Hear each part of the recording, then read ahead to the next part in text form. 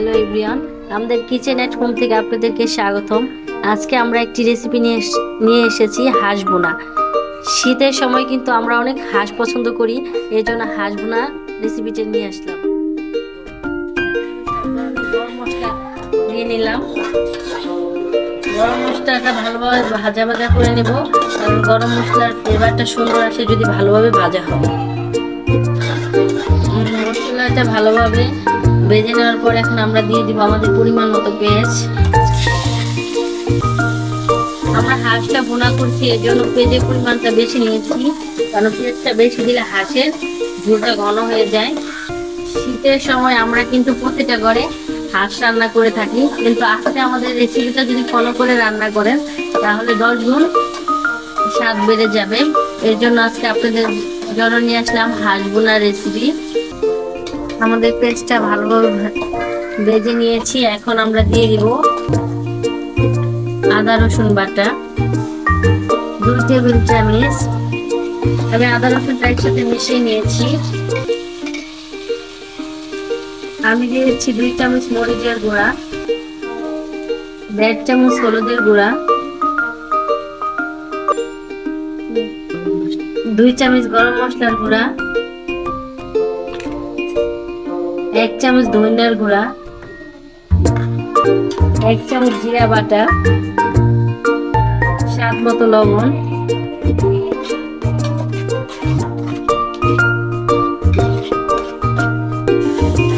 এখন আমরা আগে থেকে দেওয়া সবগুলো উপকরণ ভালোভাবে মিশিয়ে নিব। মশলাটা কষানোর জন্য দিয়ে দিলাম পরিমাণ মতো পানি। এখন কিছুক্ষণের জন্য ভালোভাবে ঢাকনা দিয়ে ঢেকে দিব। এরপর আমরা আবার চলে আসলাম, আমাদের মশলাটা ভালোভাবে কষানো হয়ে গেছে। মশলাটা ভালোভাবে কষানোর পর এখানে আমরা নিয়েছি একটি রাজহাঁস। রাজহাঁসের মাংসটি আগে আমরা ভালোভাবে প্রসেস করে নিয়েছি। এখন আমরা কষানো মশলার ভিতরে সবগুলো হাঁসের মাংস দিয়ে দিব।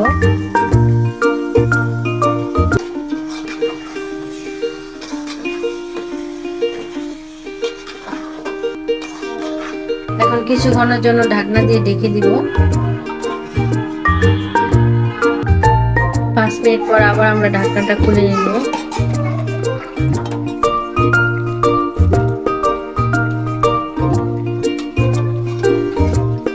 আমরা এখানে কোনো ধরনের পানি অ্যাড করিনি। হাঁসে থেকে যেই পানিটা বের হয়েছে সেই পানি দিয়ে আমরা ভালোভাবে মাংসটা কষিয়ে নেব।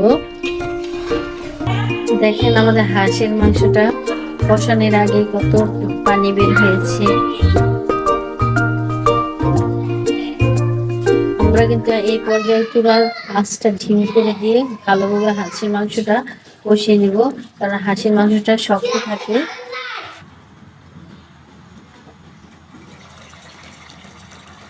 কিছুক্ষণ পর আবার আমরা ঢাকনাটা খুলে ভালোভাবে নেড়ে দেব।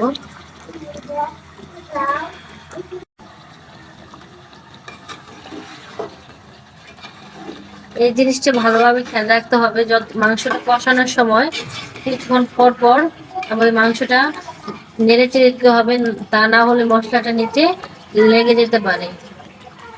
যে কোনো ধরনের মাংস কিংবা সবজি মাছ যা কিছু রান্না করা হোক না কেন, এটা যত ভালোভাবে কষাবে তত তরকারির স্বাদটা আরো দ্বিগুণ বেড়ে যাবে।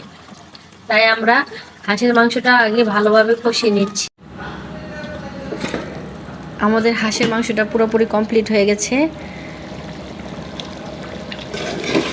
দেখেন দেখতে কত লোভনীয় লাগছে। আপনারা চাইলে এভাবে হাঁসের মাংস একবার ট্রাই করে দেখেন। এখন আপনারা চাইলে গরম গরম ভাত, পোলাও, ভুনা খিচুড়ি সব কিছুর সাথে ট্রাই করে দেখতে পারেন। এখন আমরা নামিয়ে নিব। গরম গরম ভাতের সাথে পরিবেশন করব। এখন আমরা হাঁসের মাংসটি গরম গরম পরিবেশন করতেছি গরম ভাত দিয়ে। আমাদের বড় ভাই খেয়ে বলবে মাংসটা কেমন হয়েছে।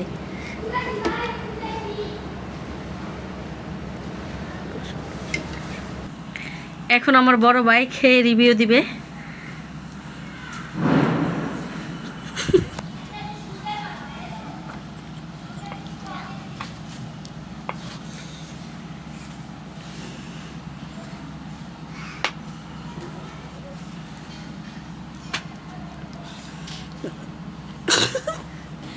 ভাই কেমন হয়েছে রান্না? খুব মজা হয়েছে।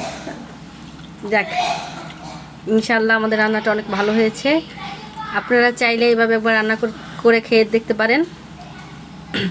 দেখেন মাংসটা কত ভালোভাবে সিদ্ধ হয়ে গেছে।